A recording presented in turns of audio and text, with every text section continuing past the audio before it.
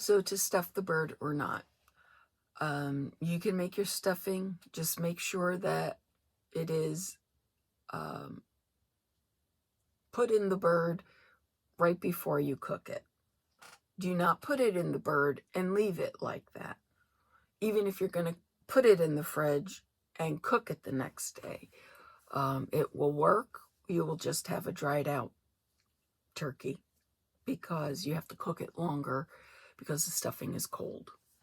So if you make your stuffing ahead of time, leave it in the fridge, take it out, and let it warm up a little bit for 5 or 10 minutes, and then stuff your bird. I use cheesecloth when I make my stuffing. I take a piece of cheesecloth, I measure it, and double the size of the turkey.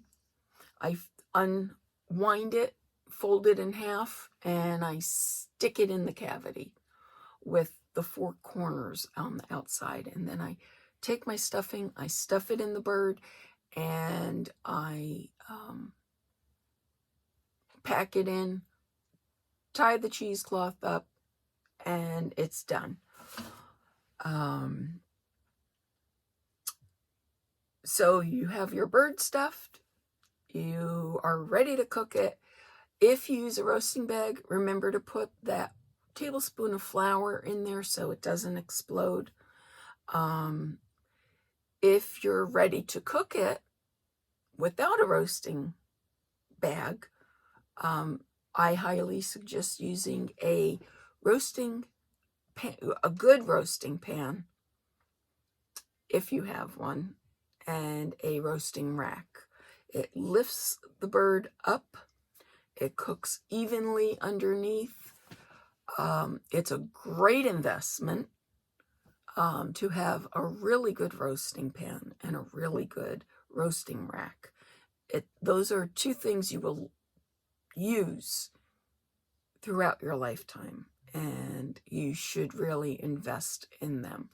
Cooking in an aluminum pan, although aluminum is a great heat conductor, it's flimsy. I can't tell you how many times I've heard people have dropped the turkey on the floor. It works, but if you can afford it, get a good roasting pan and not a flimsy one like at Walmart or Target. Put the money towards good products that will last you a lifetime, and you will save money. I have a giant roasting pan that I had purchased myself years ago, and then I have my aunt's all-clad roasting pan, which I love using. It is, every time I use it, I think of her. So when you invest in really good kitchen products, you want to invest in the ones you can pass down to the next generation. And good cooking tools will do that. So I like seasoning my turkey with just salt, pepper, garlic powder, inside and out. And I like putting a little turkey stock or turkey broth on the bottom for gravy. I also put it in the bottom of if I'm using a roasting bag, turkey bag, a little bit. The gravy is always fantastic in the roasting bag, the flavor. If you want a turkey to present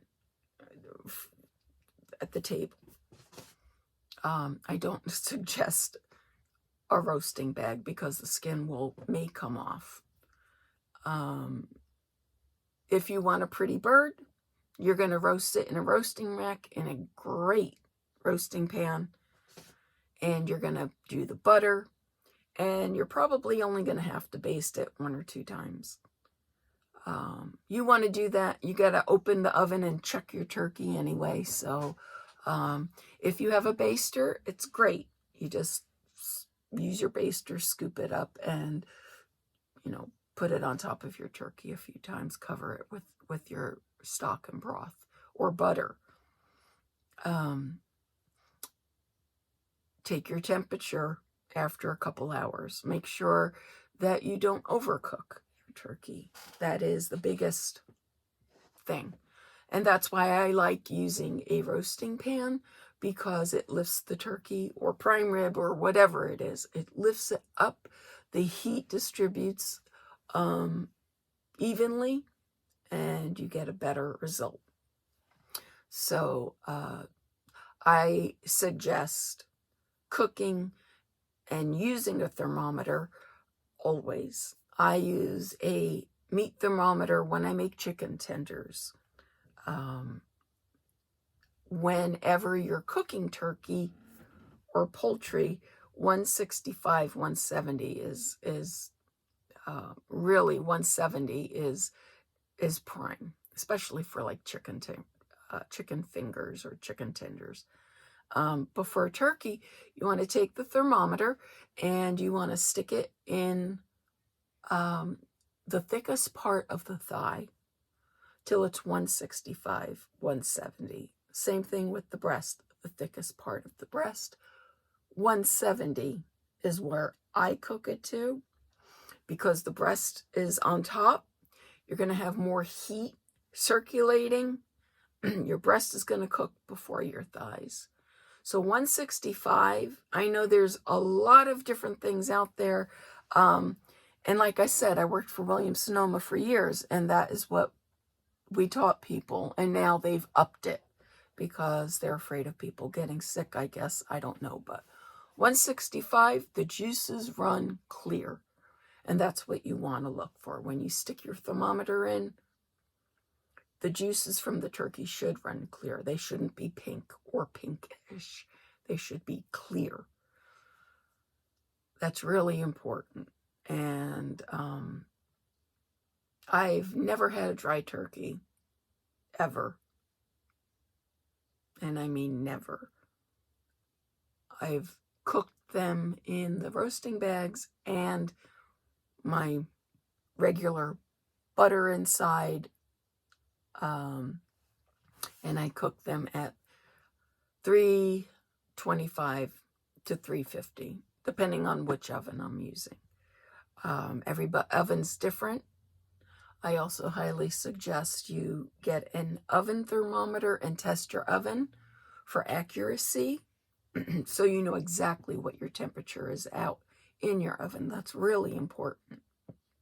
Not every oven cooks the same way.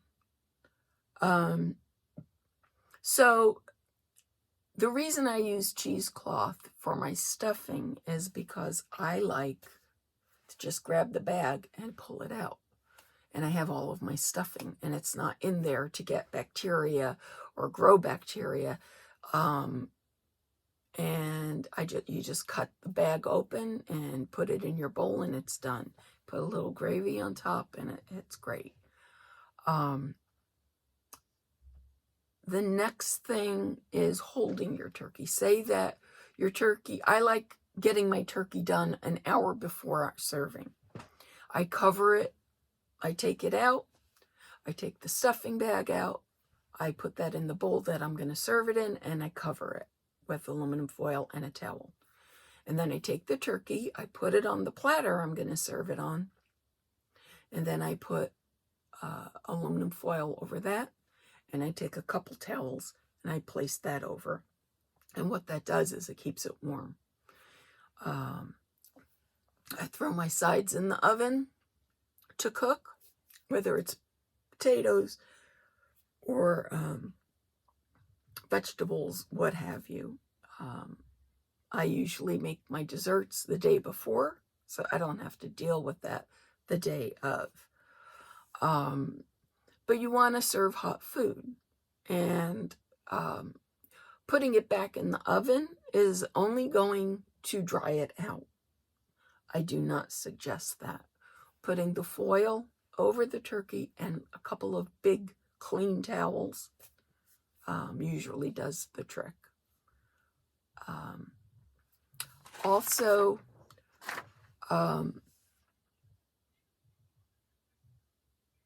when you are ready to serve, carving it. If you are serving the entire turkey on the table uncarved, and you want it beautiful and you didn't use a bag, or you did and it came out okay, that's great. But you can cut and carve your turkey up in the kitchen and serve it very nicely on the platter. And I will post a picture of that. And there are multiple ways. Some people like taking the legs and thighs and wings off and then cutting the breast from the top side down and then under on the where the thigh meets the breast. And then they pull that out and they slice it going down. And that's perfectly fine. That is the way a lot of chefs are carving a turkey. But some people like carving it at the table, and they have their carving set, and you will cut the turkey under where the breast and thigh meet across, and then you'll go down the breast, slicing it thinly. I'm going to try and post some pictures and things too, so you can get that. Like I said, if you have any questions, let me know, and I'll try and get back to you. I hope that I covered some of them.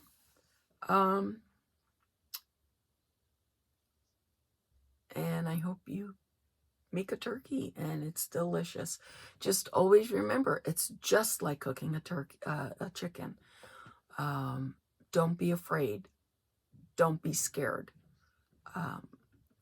It will be okay. It will be delicious if you follow my tips with butter. Don't be afraid of butter, especially with turkey. Thanksgiving is probably one of the few times you don't want to think about calories. But I hope you enjoy it. I hope you make a turkey. I hope it's delicious. I'd like to hear from you if you used any of my tips. And I'll see you all soon. Thanks.